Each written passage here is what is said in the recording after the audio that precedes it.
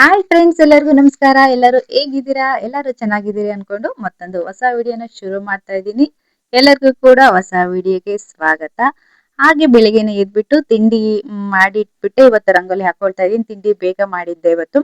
ರಾಗಿ ದೋಸೆ ಮತ್ತೆ ಶೇಂಗಾ ಚಟ್ನಿ ಮತ್ತೆ ಇನ್ನೊಂದು ಅಂದ್ರೆ ಮಾವಿನಕಾಯಿ ಚಿತ್ರಾನ್ನ ಮಾಡಿದ್ದೆ. ಮಾವಿನಕಾಯಿ ಇತ್ತು, ಹಾಗಾಗಿ ಮಾವಿನಕಾಯಿ ಚಿತ್ರಾನ್ನ ಮಾಡಿದ್ದೆ. ಇನ್ನೇನ್ ಮಾವಿನಕಾಯಿ ಇನ್ನು ಸ್ವಲ್ಪ ದಿನದಲ್ಲಿ ಮುಗ್ಬಿಡುತ್ತಲ್ವಾ. ಹಸಿ ತೋತುಪ್ರಿ ಮಾವಿನಕಾಯಿ ಇತ್ತು, ಅದ್ರಲ್ಲೇನೆ ಅದನ್ನ ರುಬ್ಬಿಟ್ಟು ಚಿತ್ರಾನ್ನ ಮಾಡಿದ್ದೆ. ಹಾಗೆ ಹೂವೆಲ್ಲ ಹರ್ಕೊಂಡ್ಬಿಡೋಣ ಅಂತೇಳಿ ರಂಗೋಲಿ ಎಲ್ಲ ಹಾಕೊಂಡ್ಬಿಟ್ಟು ಮೇಲ್ ಬಂದೆ. ಇವತ್ತಂತೂ ನನ್ನ ಫೇವ್ರೆಟ್ ರೆಡ್ ಕಲರ್ ದಾಸವಾಳ ಹಳ್ಳಿ ಇತ್ತು. ಇದಂತೂ ನೋಡೋದಕ್ಕಂತೂ ತುಂಬಾನೇ ಚೆನ್ನಾಗಿರುತ್ತೆ. ಆದ್ರೆ ಇದು ಹೂ ಬಿಡೋದಂತೂ ತುಂಬಾನೇ ಕಮ್ಮಿ. ಗಿಡನೂ ಸಹ ಯಾಕೋ ಬೇಗ ಇದು ಗ್ರೋತ್ ಆಗ್ತಾ ಇಲ್ಲ. ಅದ್ರಲ್ಲೂ ಸ್ವಲ್ಪ ಇದು ಹುಳ ಬೇರೆ ಬಂದ್ಬಿಟ್ಟಿದೆ. ದಾಸವಾಳ ಗಿಡಕ್ಕಂತೂ ನೀವು ಪಾಟಲ್ಲಿ ಬೆಳಿತೀನಿ ಅಂದ್ರಂತೂ ತುಂಬಾನೇ ಬೇಗ ಹುಳಗಳು ಬೇಗ ಬರುತ್ತೆ. ವೈಟ್ ಹುಳಗಳಿರುತ್ತೆ ನೋಡಿ, ಅದ್ ಬಂದ್ಬಿಡುತ್ತೆ. ಅದು ಬಂದ ಒಂದು ಗಿಡಕ್ ಬಂತು ಅಂದ್ರೆ ಮತ್ತೆ ಯಾವ ಗಿಡ ಇರುತ್ತೆ ದಾಸವಾಳ ಎಲ್ಲದಕ್ಕೂ ಅದು ಶುರು ಆಗ್ಬಿಡುತ್ತೆ. ದಾಸವಾಳ ಹೂವು ತುಂಬಾ ಸಿಹಿ ಆಗಿರುತ್ತೆ. ಒಳಗಡೆನೂ ಅಷ್ಟೇ ಅದು ತುಂಬಾ ಸ್ವೀಟ್ ಆಗಿರುತ್ತೆ. ಹಾಗಾಗಿ ಚಿಕ್ಕ ಚಿಕ್ಕ ಮಗ್ಗುಗಳನ್ನು ಸಹ ಅದು ಹುಳ ಬಿಡದೇ ಇಲ್ಲ. ಇದನ್ನು ಅಷ್ಟೇ ಹೂವು ತುಂಬಾ ದಿವಸದಿಂದ ಮಗ್ಗಳು ಹಾಕ್ತಾನೆ ಇತ್ತು. ಹುಳ ಎಲ್ಲ ಅದನ್ನ ಕಚ್ಚುತ್ತಾ ಇರುತ್ತೆ. ಹಾಗಾಗಿ ಅದು ಮಗ್ಗುಗಳು ಬಿದ್ದು ಹೋಗ್ತಾನೆ ಇತ್ತು. ಸ್ವಲ್ಪ ಮಳೆ ಮೇಲೆ ಮೇಲೆ ಸ್ವಲ್ಪ ಸಣ್ಣದಾಗಿ ಬರ್ತಾನೆ ಇದೆ. ಬಿಸಿಲು ಸಹ ಕಮ್ಮಿ ಇದ್ದಿದ್ರಿಂದ ನಾನು ಅದಕ್ಕೆ ಏನು ಔಷಧಿಗಳನ್ನ ಹಾಕೋದಕ್ಕೆ ಆಗಿರ್ಲಿಲ್ಲ. ಹಾಗೆ ಇವಾಗ ಒಂದು ಲಿಕ್ವಿಡ್ ಸಹ ರೆಡಿ ಮಾಡಿ ಇಟ್ಕೊಂಡಿದೀನಿ. ಇವತ್ತು ಸ್ವಲ್ಪ ಏನಾದ್ರು ಬಿಸಿಲಿದ್ರೆ ಹಾಕ್ಬೇಕು. ಹೀಗೆ ಮತ್ತೆ ಈ ಹೂವು ಇದೆ ನೋಡಿ, ಇದೆಲ್ಲ ತುಂಬಾ ಚೆನ್ನಾಗ್ ಬಿಡುತ್ತೆ. ಜಾಸ್ತಿ ಹೂವು ಬಿಡುತ್ತೆ ಇದು, ಮತ್ತೆ ಬೇಗನೂ ಸಹ ಗ್ರೋತ್ ಆಗ್ಬಿಡುತ್ತೆ. ನಮ್ ಗಿಡದಲ್ಲಿ ಸ್ವಲ್ಪ ಹೂವು ಕಮ್ಮಿನೇ ಆಗ್ಬಿಟ್ಟಿದೆ. ಈಗ ಒಂದು ವಾರದಿಂದ ಸ್ವಲ್ಪ ಎಲ್ಲ ಕಟಿಂಗ್ ಮಾಡ್ಬೇಕು. ಗಿಡ ನಾವ್ ಎಷ್ಟು ಕಟಿಂಗ್ ಮಾಡ್ತೀವ ಅಂದ್ರೆ ಈಗ ಮಳೆ ಬರೋ ಟೈಮ್ ಅಲ್ಲಿ ಕಟಿಂಗ್ ಮಾಡ್ಬೇಕು ಗಿಡಗಳನ್ನ, ಅವಾಗ ಚೆನ್ನಾಗಿ ಗ್ರೋತ್ ಆಗ್ತವೆ. ಮಕ್ಳು ಬರೋ ಟೈಮ್ಗೆ ಮನೇಲೆ ಪಿಜ್ಜಾ ಬೇಯಿಸಿತ್ತು, ಹಾಗೆ ಪಿಜ್ಜಾ ಏನಾದ್ರು ಮಾಡ್ಕೊಟ್ರಾಯ್ತು ಅಂತ ಹೇಳಿ ಅಮ್ಮ ಎಲ್ಲ ರೆಡಿ ಮಾಡಿ ಇಟ್ಕೊಂಡಿದ್ದೆ. ಮನೇಲಿ ಕ್ಯಾಪ್ಸಿಕಮ್ ಇತ್ತು ಮತ್ತೆ ಮೆಕ್ಕೆಜೋಳ ಇತ್ತು, ಅದನ್ನ ಸಹ ಬೇಯಿಸಿ ಎಲ್ಲ ರೆಡಿ ಮಾಡಿ ಇಟ್ಟಿದ್ವಿ. ಇದು ಪಿಜ್ಜಾ ಬೇಸ್ ಮನೇಲೆ ಇದ್ರೆ ಮನೇಲೆ ಈಸಿಯಾಗಿ ಮಾಡ್ಕೊಂಡು ತಿನ್ನಕ್ಕೆ ತುಂಬಾನೇ ಚೆನ್ನಾಗಿರುತ್ತೆ. ನಾವು ಆಚೆ ಕಡೆ ಪಿಜ್ಜಾ ತಿನ್ನೋದಕ್ಕೂ ಈ ಪಿಜ್ಜಾ ತಿನ್ನೋಕ್ಕೂ ತುಂಬಾನೇ ಟೇಸ್ಟ್ ವೈಸ್ ತುಂಬಾನೇ ಚೆನ್ನಾಗಿರುತ್ತೆ. ಹೇಳ್ಬೇಕು ಅಂದ್ರೆ ಈ ಮನೇಲಿ ನಾವು ಮಾಡ್ಕೊಂಡು ತಿಂತೀವಲ್ಲ, ಇದೇ ಪಿಜ್ಜಾ ಟೇಸ್ಟ್ ತುಂಬಾನೇ ಚೆನ್ನಾಗಿರುತ್ತೆ. ಆದ್ರೆ ಕೆಲವೊಂದ್ಸರಿ ಬೇಸ್ ಏನಾಗುತ್ತೆ ಅಂದ್ರೆ ಬೇಗನೆ ಸೀದೋಗ್ಬಿಡುತ್ತೆ. ನಾನು ತುಂಬಾ ಸಲ ಇದೇ ತರ ಮನೇಲೆ ಮಾಡ್ಕೊಂಡು ತಿಂದಿದೀನಿ. ಕೆಲವೊಂದ್ ಟೈಮು ಪಿಜ್ಜಾ ಬೇಸ್ ಏನಿರುತ್ತೆ ನೋಡಿ, ಅದು ಬೇಗ ಸೀದೋಗ್ಬಿಡುತ್ತೆ. ಅದು ತಗೋಬೇಕಾದ್ರೆ ನಾವು ಸ್ವಲ್ಪ ದಪ್ಪ ಇರ್ಬೇಕು ಅದ್ ಬೇಸ್, ಆ ತರದ್ದು ನೋಡ್ಬಿಟ್ಟು ತಗೋಬೇಕು. ಅದು ದೊಡ್ಡದೆಲ್ಲ ನಾನ್ ರೆಡಿ ಮಾಡಿಟ್ಟಾಯ್ತು. ಇವಾಗ ಇವ್ರಿಬ್ರು ಸೇರ್ಕೊಂಡ್ಬಿಟ್ಟು ಅವ್ರಿಗೆ ಏನ್ ಬೇಕೋ ಅದನ್ನ ಮಾತ್ರ ಹಾಕೊಂಡು ಚಿಕ್ಕ ಚಿಕ್ಕ ಪಿಜ್ಜಾ ಬೇಸ್ ಇರುತ್ತೆ ನೋಡಿ, ಅದ್ರಲ್ಲಿ ಇವ್ರು ರೆಡಿ ಮಾಡ್ಕೊಳ್ತಾ ಇದ್ದಾರೆ. ಕ್ಯಾಪ್ಸಿಕಮ್ ನ ಸ್ವಲ್ಪ ದೊಡ್ಡದಾಗಿ ಹೆಚ್ಕೋಬೇಕು. ತಿನ್ನೋದಕ್ಕೆ ಅವಾಗ ಬಾಯಿಗೆ ಸಿಕ್ಕಾಗ ಚೆನ್ನಾಗಿರುತ್ತೆ. ಈರುಳ್ಳಿನೂ ಅಷ್ಟೇ ಈ ತರ ಸ್ಕ್ವೇರ್ ಆಗಿ ಹೆಚ್ಚಿಟ್ಕೋಬೇಕು. ಮತ್ತೆ ಇದನ್ನ ಮೆಕ್ಕೆಜೋಳನ ಸ್ವಲ್ಪ ಉಪ್ಪು ಹಾಕ್ಬಿಟ್ಟು ಬೇಯಿಸಿ ಇಡ್ಕೋಬೇಕು, ಅವಾಗ ತಿನ್ನೋದಕ್ಕೆ ಚೆನ್ನಾಗಿರುತ್ತೆ. ಮತ್ತೆ ಇದು ಮಾಮೂಲಿ ಚಿಲ್ಲಿ ಸಾಸ್ ಬರುತ್ತಲ್ವಾ, ಚಿಲ್ಲಿ ಸಾಸ್, ಟೊಮೊಟೊ ಸಾಸ್, ಇದು ಚಿಲ್ಲಿ ಆ್ಯಡ್ ಆಗಿರುತ್ತಲ್ಲ ಆ ಸಾಸ್ನ ಹಚ್ಬಿಟ್ಟು ಅದ್ರ ಮೇಲೆ ಈ ತರ ಮೆಕ್ಕೆಜೋಳ, ಕ್ಯಾಪ್ಸಿಕಮ್, ಈರುಳ್ಳಿ ಎಲ್ಲ ಇಟ್ಬಿಟ್ಟು ಅದ್ರ ಮೇಲೆ ಸ್ವಲ್ಪ ಮನೇಲೆ ಚಿಲ್ಲಿ ಇರುತ್ತಲ್ವಾ, ರೆಡ್ ಚಿಲ್ಲಿ, ಅದನ್ನ ಕಟ್ ಮಾಡ್ಬಿಟ್ಟು ಹಾಕಿದೀವಿ. ಸ್ವಲ್ಪ ಚೀಸ್ನ ಮಧ್ಯೆ ಮಧ್ಯೆ ಅಲ್ಲೇ ಹಾಕೊಂಡಿದೀವಿ. ಆಮೇಲೆ ಒಂದು ತವಾ ಬಿಸಿ ಮಾಡ್ಬಿಟ್ಟು ಅದಕ್ಕೊಂದ್ ಚೂರು ಬೆಣ್ಣೆ ಹಚ್ಬಿಟ್ಟು ಅದ್ರ ಮೇಲೆ ಇಟ್ಟು ಬೇಯಿಸ್ತಾ ಇದೀವಿ. ಈಗ ಬೇಯಿಸ್ಬೇಕಾದ್ರೆ ನಾವು ಸ್ವಲ್ಪ ಅವಾಗಲೇ ನೋಡ್ಕೊಂತಾ ಇರ್ಬೇಕು, ಯಾಕೆಂದ್ರೆ ತುಂಬಾ ಬೇಗ ಸೀದೋಗ್ಬಿಡುತ್ತೆ. ನನ್ಗೊಂದ್ 2-3 ಸರಿ ಆತರ ಆಗಿದೆ. ಬೇಗ ಸೀದಿದ್ದು ವೇಸ್ಟ್ ಮಾಡ್ಕೊಂಡಿದ್ದನು ಸಹ ಆಗಿದೆ. ನಾನ್ 1-2 ಸರಿ ಮಾಡ್ಬೇಕಾರೆ ಈ ತರ ಎಲ್ಲರೂ ಬೇಗ ಸೀದೋಗ್ಬಿಡುತ್ತೆ ಅಂದ್ರೆ ಹಪ್ಳ ಸುಡೋ ಅಂತ ಸ್ಟ್ಯಾಂಡ್ ಇರುತ್ತೆ ನೋಡಿ, ಆ ತವದ ಮೇಲೆ ಆ ಸ್ಟ್ಯಾಂಡ್ ಇಟ್ಟು ಅದ್ರ ಮೇಲೆ ಪಿಜ್ಜಾ ಇಟ್ಬಿಟ್ಟು ಬೇಯಿಸ್ಕೊಂಡಾಗ ನಮ್ಗೆ ಬೇಗ ಸೀದು ಹೋಗೋದಿಲ್ಲ, ಮತ್ತೆ ನೀಟಾಗಿ ಕುಕ್ ಆಗುತ್ತೆ. ಚೀಸ್ ಸಹ ಚೆನ್ನಾಗಿ ಮೆಲ್ಟ್ ಆಗುತ್ತೆ. ಇವಾಗ ಪಿಜ್ಜಾ ರೆಡಿ ಆಗಿತ್ತು, ತೆಗ್ದ್ಬಿಟ್ಟು ಕಟ್ ಮಾಡ್ಕೊಳ್ತಾ ಇದ್ವಿ. ತಿನ್ನೋದಕ್ಕಂತೂ ತುಂಬಾನೇ ಚೆನ್ನಾಗಿತ್ತು. ಮನೇಲೇನೆ ರೆಡ್ ಹೀಗೆ ದೊಡ್ಡ ದೊಡ್ಡ ಪೀಸ್ ಕಟ್ ಮಾಡ್ಕೊಳ್ತಾ ಇದೀವಿ. ಮನೇಲೆ ಮತ್ತೆ ಇನ್ನು ಎಕ್ಸ್ಟ್ರಾ ಪ್ಯಾಕೆಟ್ ಗಳಿತ್ತು, ಇದು ರೆಡ್ ಚಿಲ್ಲಿ ಫ್ಲೆಕ್ಸ್ ಮತ್ತೆ ಆರ್ಗಿನೋ ಪ್ಯಾಕೆಟ್ ಗಳು ಮನೇಲಿ ಇದ್ವು. ಯಾಕೆಂದ್ರೆ ನಾವು ಶಾಪಿಂಗ್ ಏನಾದ್ರು ಹೋದಾಗ ಈ ತರ ಒಳ್ಳೆ ಚೆನ್ನಾಗಿರೋ ಅಂತ ಬೇಸ್ ಪಿಜ್ಜಾ ಬೇಸ್ ಸಿಕ್ಕರೆ ಖಂಡಿತ ತಗೊಂಬಂದ್ ನಾನು ಇಟ್ಕೊಂಡಿರ್ತೀನಿ. ಅದನ್ನ ಮತ್ತೆ ತುಂಬಾ ದಿವಸ ಇಡಬಾರ್ದು. ಅದನ್ನ ಅದ್ರ ಮೇಲೆ ಡೇಟ್ ಇರುತ್ತೆ, ಅದನ್ನ ನೋಡ್ಬಿಟ್ಟೆ ನಾವು ಅದ್ರೊಳಗಡೆನೆ ಮತ್ತೆ ಮಾಡ್ಬಿಟ್ಟು ಖಾಲಿ ಮಾಡ್ಕೋಬೇಕು. ನೋಡೋದಕ್ಕಷ್ಟೇ ತುಂಬಾನೇ ಚೆನ್ನಾಗಿತ್ತು, ಕ್ಯೂಟ್ ಆಗಿ.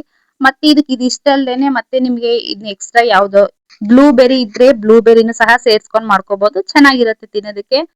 ಹಾಗೆ ಮನೇಲಿ ಕಲ್ಲಂಗಡಿ ಹಣ್ಣು ಇತ್ತು, ತುಂಬಾನೇ ಸಿಹಿಯಾಗಿತ್ತು. ಆಗಂತೂ ಕಲರ್ ಅಂತೂ ತುಂಬಾನೇ ಕೆಂಪು, ತುಂಬಾನೇ ಚೆನ್ನಾಗಿತ್ತು. ಹಾಗೆ ಸ್ವಲ್ಪ ಹಣ್ಣು ದೊಡ್ಡದೇ ಇತ್ತು, ಹಾಗಾಗಿ ತಿನ್ನೋದಕ್ಕೂ ಸ್ವಲ್ಪ ಇಟ್ಬಿಟ್ಟು ಜ್ಯೂಸ್ ಮಾಡ್ಕೊಂಡ್ ಕುಡಿದ್ಬಿಡೋಣ ಎಲ್ಲರೂ ಒಂದೊಂದ್ ಗ್ಲಾಸ್ ಅಂತ ಹೇಳಿ ಜ್ಯೂಸು ಮಾಡ್ಕೊಂತಾ ಇದೀವಿ. ಮತ್ತೆ ತುಂಬಾ ಮಳೆ ಜಾಸ್ತಿ ಎಲ್ಲ ಆದ್ಮೇಲೆ ಈ ರೀತಿ ಜ್ಯೂಸ್ ಗಳನ್ನ ಕುಡಿಯೋದಕ್ಕೆ ಇಷ್ಟ ಆಗೋದಿಲ್ಲ. ತುಂಬಾನೇ ಥಂಡಿ ಇದ್ದಾಗ ಈ ರೀತಿ ಜ್ಯೂಸ್ ಗಳೆಲ್ಲ ಬೇಡಪ್ಪ ಅನಿಸ್ತಾ ಇರುತ್ತೆ. ಹಾಗೆ ಒಂದ್ಸರಿ ಇವಾಗ ಜ್ಯೂಸ್ ಮಾಡ್ಕೊಂಡು ಕುಡ್ದ್ ಬಿಡೋಣ ಇವಾಗ್ಲೇನೆ ಅಂತ ಹೇಳಿ ಜ್ಯೂಸು ಮಾಡ್ಕೊಳ್ತಾ ಇದೀವಿ.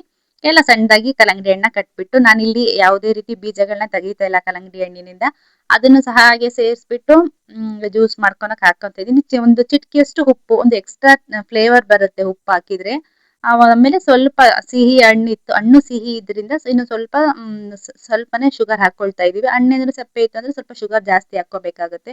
ಹಾಗೆ ಪಾಟಲ್ಲಿ ಪುದೀನ ಇತ್ತು, ಒಂದ್ ಸ್ವಲ್ಪ ಪುದೀನ ಕಿತ್ಬಿಟ್ಟು ಒಂದು 4-5 ಎಲೆಯಷ್ಟು ಪುದೀನನ್ನು ಸಹ ಸೇರಿಸ್ಬಿಟ್ಟು ಹಾಕೊಂಡು ಜ್ಯೂಸ್ ಮಾಡ್ಕೊಳ್ತಾ ಇದೀವಿ. ಇದಕ್ಕೆ ನಿಮ್ಗೆ ಐಸ್ ಕ್ಯೂಬ್ ಬೇಕು ಅಂದ್ರೆ ಐಸ್ ಕ್ಯೂಬ್ ಸಹ ಹಾಕಿ ರೆಡಿ ಮಾಡ್ಕೋಬಹುದು. ಅದು ಥಂಡಿ ಇದ್ದಾಗ ಬೇಕಾಗಲ್ಲ ಅನ್ಸುತ್ತೆ, ತುಂಬಾ ಬಿಸಿಲಿದ್ದಾಗ ಐಸ್ ಕ್ಯೂಬ್ ಹಾಕಿದ್ರೆ ಚೆನ್ನಾಗಿರುತ್ತೆ. ಈ ರೀತಿ ನಾವು ಮನೇಲಿ ಯಾವಾಗ ಜ್ಯೂಸ್ ನ ಮಾಡಿ ಕುಡಿಯೋದ್ರಿಂದ ಜ್ಯೂಸ್ ಜಾರು ಸಹ ವೇಸ್ಟ್ ಆಗೋದಿಲ್ಲ. ಇಲ್ಲಾಂದ್ರೆ ಹಾಗೆ ಇಟ್ಬಿಟ್ವಿ ತುಂಬಾ ದಿನ ಅಂದ್ರೆ ಅದು ಬ್ಲೇಡ್ ಎಲ್ಲ ಹಾಗೆ ಸ್ಟ್ರಕ್ ಆಗಿ ಹೋಗ್ಬಿಡುತ್ತೆ, ಸುಮ್ನೆ ವೇಸ್ಟ್ ಸಹ ಆಗುತ್ತೆ. ಹಾಗಾಗಿ ಮನೇಲಿ ಈ ರೀತಿ ಹಣ್ಣುಗಳು ಏನಾದ್ರು ಮನೇಲಿ ಜಾಸ್ತಿ ಇದ್ದಾಗ ಮಧ್ಯೆ ಮಧ್ಯೆ ಈ ರೀತಿ ಜ್ಯೂಸ್ ನ ಮಾಡ್ಕೊಂಡು ಕುಡಿಯೋದ್ರಿಂದ ನಮ್ಮ ಹೆಲ್ತ್ ಚೆನ್ನಾಗಿರುತ್ತೆ, ಹಾಗೆ ಜ್ಯೂಸ್ ಜಾರು ಸಹ ಚೆನ್ನಾಗಿರುತ್ತೆ. ಈಗ ಈ ಎಲ್ಲ ಈ ತರ ರೆಡಿ ಮಾಡ್ಕೊಂಡ್ವಿ ಫ್ರೆಂಡ್ಸ್. ರೆಡಿ ಮಾಡ್ಕೊಂಡ್ಬಿಟ್ಟು ಕುಡ್ದ್ವಿ. ಫ್ಲೇವರ್ ಅಂತೂ ತುಂಬಾನೇ ಚೆನ್ನಾಗಿತ್ತು. ಅದ್ರಲ್ಲೂ ತುಂಬಾ ಬಿಸಿಲಿದ್ದಾಗ ಈ ರೀತಿ ಕಲ್ಲಂಗಡಿ ಹಣ್ಣಿನ ಜ್ಯೂಸ್ ಮಾಡ್ಕೊಂಡು ಕುಡಿದ್ರು ಅಂತೂ ತುಂಬಾನೇ ಚೆನ್ನಾಗಿರುತ್ತೆ. ಒಂಥರ ಬಾಡಿ ಎಲ್ಲ ಕೂಲ್ ಆಗಿರುತ್ತೆ.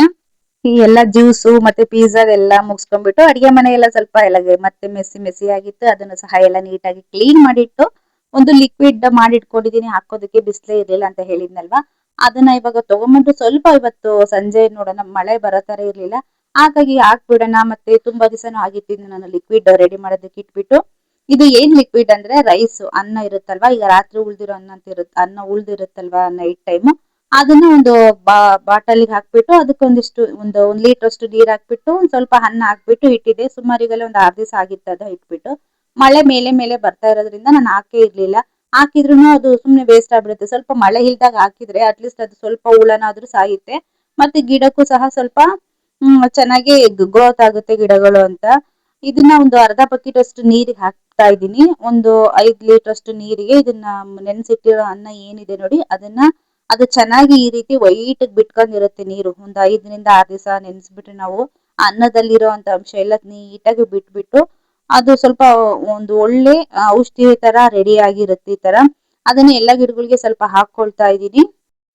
ಗಿಡಗಳಲ್ಲಿ ತುಂಬಾನೇ ಬೇಗ ಮಿಲಿ ಬಗ್ಸ್ಗಳು ಆಗ್ಬಿಡುತ್ತೆ. ಅಂದ್ರೆ ಚಿಕ್ಕ ವೈಟ್ಗೆ ಹುಳಗಳಿರುತ್ತೆ ನೋಡಿ, ಅದು ಒಂದ್ ಗಿಡದಿಂದ ಇನ್ನೊಂದ್ ಗಿಡಕ್ಕೆ ಮಾರ್ತಾ ಇರುತ್ತೆ. ಹಾಗಾಗಿ ಅದ್ರಲ್ಲೂ ದಾಸವಾಳ ಗಿಡ ಇತ್ತು ಅಂದ್ರೆ ಬೇಗನೆ ಅದು ಹುಳ ಆಗುತ್ತೆ. ಮತ್ತೆ ಆ ಗಿಡದಲ್ಲಿ ಅಲ್ದೇನೆ ಬೇರೆ ಎಲ್ಲಾ ಗಿಡಗಳಿಗೂ ಅದು ಸೇರುತ್ತೆ. ಮತ್ತೆ ಮೊಗ್ಗುಗಳನ್ನು ಸಹ ಬಿಡದೇ ಇಲ್ಲ ಅದು. ನಾನು ಬೆಳಿಗ್ಗೆ ಒಂದು ರೆಡ್ ಕಲರ್ ಹೂವು ಬಿಟ್ಟಿದೆ ಅಂತ ತೋರಿಸಿದ್ನಲ್ಲ, ಅದು ಹಾಗೇನೆ ಎಷ್ಟು ಮಗ್ಗಾದ್ರೂ ಹುಳ ಅದು ತಿಂದು ಮತ್ತೆ ಆ ಹೂವೆಲ್ಲ ಬಿದ್ದೋಗ್ತಾನೆ ಇರುತ್ತೆ ಗಿಡಗಳಲ್ಲಿ. ಅದರಲ್ಲಿ ಮಿಲಿ ಬಗ್ಸ್ ಆದಾಗ್ಲೇನೆ ಆತರ ಅದು ಬಿದ್ದೋಗೋದು.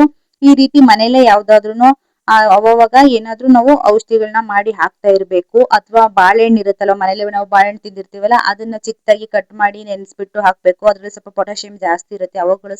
ಅವಾಗ್ಲೂ ಸಹ ಗಿಡಗಳು ಚೆನ್ನಾಗಿ ಗ್ರೋತ್ ಆಗ್ತವೆ, ಸ್ವಲ್ಪ ಹುಳಗಳು ಬೀಳೋದು ಕಮ್ಮಿ ಆಗುತ್ತೆ. ಆ ಗಿಡಗಳ ಆರೈಕೆ ನಾವ್ ಎಷ್ಟು ಚೆನ್ನಾಗಿ ಮಾಡ್ತೀವೋ ಅಷ್ಟು ಚೆನ್ನಾಗಳು ಗಿಡಗಳು ಗ್ರೋತ್ ಆಗ್ತವೆ. ಇಲ್ಲಾಂದ್ರೆ ನಾವು ಸಾಕಿದ್ದು ಸಹ ವೇಸ್ಟ್ ಆಗ್ಬಿಡುತ್ತೆ. ಹಾಕಿರ್ತಿವಿ ಅದನ್ನ, ಅಷ್ಟು ಚೆನ್ನಾಗಿ ನೋಡ್ಕೊಂಡಿರ್ತೀವಿ, ಒಂದ್ ಸರಿ ಹುಳ ಬಂತು ಮತ್ತೆ ಅದನ್ನ ನಾವು ನೀಟಾಗಿ ನೋಡ್ಕೊಂಡಿಲ್ಲ ಅಂದ್ರೆ ಅದು ಹಾಳಾಯ್ತು ಅಂದ್ರೆ ನಮ್ಗೆ ತುಂಬಾನೇ ಬೇಜಾರಾಗುತ್ತಲ್ವಾ. ಹಾಗಾಗಿ ಚೆನ್ನಾಗಿ ಗಿಡಗಳನ್ನ ಇಟ್ಟಾಗ ಅವಾಗ ಈ ತರ ಎಲ್ಲ ಚೆನ್ನಾಗಿ ನೋಡ್ಕೋಬೇಕಾಗುತ್ತೆ ಔಷಧಿಗಳನ್ನ ಹಾಕ್ಬಿಟ್ಟು. ಹಾಗೆ ಹಾಕೋ ಅಷ್ಟರಲ್ಲಿ ನೋಡಿ ಈ ರೀತಿ ಮತ್ತೆ ಅಲ್ಲೇ ಮೋಡ ಶುರು ಆಗೇ ಬಿಡ್ತು. ನಾನು ಹಾಕಿದ್ದು ವೇಸ್ಟ್ ಆಯ್ತೇನೋ ಅನ್ಕೊಂಡಿನಿ, ಕೆಳಗ್ ಹೋದೆ ಅಷ್ಟ್ರಲ್ಲೇ ಮಳೆ ಬಂದೇ ಬಿಡ್ತು ಕಣ್ರಿ. ಬಂದೇ ಬಿಡ್ತು. ಅದ್ ಬಟ್ಟೆನು ಸಹ ನಾನು ಇನ್ನೇನ್ ತಗೊಂಬರೋಣ ಅನ್ಕೊಂಡೆ, ಮತ್ತೇನ್ ಬರತರ ಇಲ್ವಲ್ಲ ಅಂತ ಬಿಟ್ಟು ಬಂದೆ. ಮೇಲ್ ಒಣಗ್ಸಿದ್ ಬಟ್ಟೆ ಒಣಗಿತ್ತು, ಅಟ್ಲೀಸ್ಟ್ ಸ್ವಲ್ಪನಾದ್ರೂ ಒಣಗಿತ್ತು. ಬಟ್ಟೆನು ಅಲ್ಲೇ ಬಿಟ್ಟು ಬಂದೆ, ಅದು ಸಹ ನೆಂದೋಯ್ತು. ಮತ್ತೆ ಇವತ್ತು ಹಾಕಿದ ಔಷಧಿನೂ ಸಹ ಗಿಡಗಳಿಗೆ ವೇಸ್ಟ್ ಆಯ್ತು ಅನ್ಕೋಬಹುದು. ಈಗ ಮತ್ತೆ ಬಂದ್ಬಿಟ್ರೆ ಏನಾಗುತ್ತೆ ಅಂದ್ರೆ, ಈಗ ನೀರ್ ಬೀಳುತ್ತಲ್ವಾ, ಅದು ಪಾಟಲ್ಲಿ ಹಾಗೇನೆ ಅದ್ರಲ್ಲಿ ಅಂಶ ಎಲ್ಲ ಕೆಳಗ್ ಹೋಗ್ಬಿಡುತ್ತೆ. ಹಾಗಾಗಿ ಇದನ್ನ ಸ್ವಲ್ಪ ಮಳೆ ಇಲ್ದಾಗ್ಲೇ ನಾವು ಈ ತರ ಎಲ್ಲ ಗಿಡಗಳಿಗೆ ಔಷಧಿಗಳನ್ನ ಹಾಕೋದ್ರಿಂದ ಚೆನ್ನಾಗಿರುತ್ತೆ. ಹಾಗೆ ಸ್ವಲ್ಪ ಎಳಬತ್ತಿಗಳೆಲ್ಲ ಖಾಲಿ ಆಗಿತ್ತು, ಅದನ್ನು ಸಹ ಈ ರೀತಿ ಕಟ್ಟಿಟ್ಕೊಂಡೆ. ನಾನು ಒಂದೊಂದೇ ಸಿಂಗಲ್ ಆಗಿ ಎಳಬತ್ತಿಯನ್ನ ಕಟ್ಕೊನಲ್ಲ, ಈ ರೀತಿ ಹೂವು ಕಟ್ಟುತ್ತೀವಲ್ಲ ನಾವು, ಆ ರೀತಿ ಫಸ್ಟ್ ಎಲ್ಲ ಕಟ್ ಮಾಡಿ ಇಟ್ಕೊಂಡ್ಬಿಡ್ತೀನಿ ಇದನ್ನ ಬಟ್ಟೆನ. ಆಮೇಲೆ ಒಂದು ಪ್ಲೇಟಿಗೆ ಎಳ್ಳು ಹಾಕೊಂಡ್ಬಿಟ್ಟು ಈ ರೀತಿ ಒಂದು ಪ್ಲೇಟ್ ಅಲ್ಲಿ ಎಳ್ಳು ಹಾಕೊಂಡ್ಬಿಟ್ಟು ಕಟ್ ಮಾಡಿಟ್ಟು ಒಂದ್ಸಲಿ ಬಟ್ಟೆಗಳನ್ನ ಎಲ್ಲಾ ಕಟ್ ಮಾಡಿ ಇಟ್ಕೊಂಡ್ಬಿಡ್ತೀನಿ, ಯಾವ ಸೈಜಿಗೆ ಬೇಕು ಆ ಸೈಜಿಗೆ. ಈ ರೀತಿ ನಾವು ಹೂ ಕಟ್ಟುತ್ತೀವಲ್ಲ ಆ ರೀತಿ ಕಟ್ಬಿಟ್ರೆ ಬೇಗನೆ ಕಟ್ಟೋದು ಮುಗಿಯುತ್ತೆ. ಒಂದೊಂದೇ ಕಟ್ಕೊಂತ ಕೂತ್ಕೊಂತೀವಿ ಅಂದ್ರೆ ತುಂಬಾನೇ ಟೈಮ್ ಹಿಡಿಯುತ್ತೆ. ಇದೊಂಥರ ಒಳ್ಳೆ ಅಭ್ಯಾಸ, ಮನೆಯಲ್ಲೇ ಮಾಡ್ಕೊಂಡು ನಾವು ತಗೊಂಡೋಗಿ ದೇವಸ್ಥಾನಕ್ಕೆ ಹಚ್ಚೋದು. ದೇವಸ್ಥಾನದಲ್ಲಂತೂ ಒಂದು ಇಷ್ಟೇ ಚಿಕ್ಕ ಕಿಟ್ಟೆ ಕಟ್ಟಿ ಒಂದ್ ಇಟ್ಟಿರ್ತಾರೆ ಒಂದೊಂದು ಬೌಲಲ್ಲಿ 9. ಅದಕ್ಕೇನೆ 20 ರೂಪಾಯಿ ಇರುತ್ತೆ. ಕೆಲವೊಂದ್ ದೇವಸ್ಥಾನದಲ್ಲಿ 40 ರೂಪಾಯಿ ಇರುತ್ತೆ.